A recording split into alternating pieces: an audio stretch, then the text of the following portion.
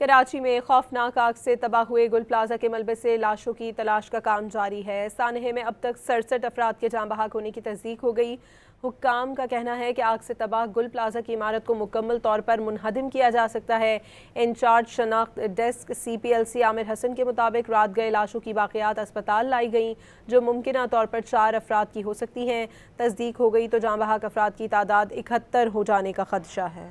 سانحہ گل پلازا میں اب تک 67 افراد کے جاں بحق ہونے کی تصدیق ہو گئی۔ ملبے سے لاشیں اعضاء کی صورت میں مل رہی ہیں۔ لاپتہ افراد کے لواحقین حسرت و یاس کی تصویر بنے اب بھی کسی معجزے کے منتظر ہیں۔ Karachi police surgeon doctor Sumaiya کا کہنا ہے کہ مزید 16 لاشوں کی شناخت ہو گئی۔ 67 لاشوں کا پوسٹ مارٹم مکمل کر لیا گیا۔ عمارت سے ملنے والی 6 لاشیں قابل شناخت تھیں۔ کچھ کی شناخت DNA سے ممکن ہوئی۔ ایک لاش کی شناخت قومی شناختی کارڈ، ایک کی گلے میں پہنے لاکٹ سے کی گئی۔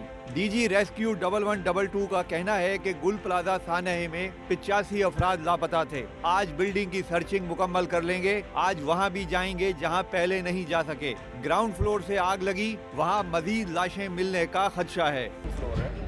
وہ ابھی تک ہم سرچ نہیں کر پائے کیونکہ وہاں پہ ملبہ گرا ہوا ہے۔ آج ہم وہاں پہ آپ دیکھ رہے ہیں کہ پیچھے ہماری ہیوی مشینری لگی ہوئی ہے، وہاں پہ ہم انٹری بنائیں گے اور وہاں سے جا کے جو عمارت کا بقایا حصہ رہتا ہے رمپا پلازا والی سائڈ پہ، وہ انشاءاللہ ہم آج اس میں اپنی ریسکیو ٹیم بھیجیں گے اور اس میں سرچ کریں گے۔ انکوائری کمیٹی بھی ان کو دیکھ رہی ہے کہ آگ اتنی جلدی کیسے سارے فلورز پہ پھیل گئی۔ SBCA کی ٹیم کھنڈر میں تبدیل گل پلازا کا معائنہ کر کے اسے مکمل طور پر مسمار کرنے کا حتمی فیصلہ کرے گی۔ جمعرات کی شام سندھ بلڈنگ کنٹرول اتھارٹی اور پاکستان انجینئرنگ کونسل کے حکام نے گل پلازا کا دورہ کیا اور اسے مخدوش قرار دیا۔ سانحہ گل پلازا پر مشیر وزیر اعلیٰ سندھ برائے محکمہ بحالی کی زیر صدارت اجلاس ہوا۔ حکام نے بتایا کہ پلازا میں آگ سے بچاؤ کے مؤثر انتظامات نہیں تھے۔ ادھر سندھ حکومت نے گل پلازا میں آگ لگنے کی وجوہات جاننے کے لیے نجی کمپنی کی خدمات حاصل کر لیں۔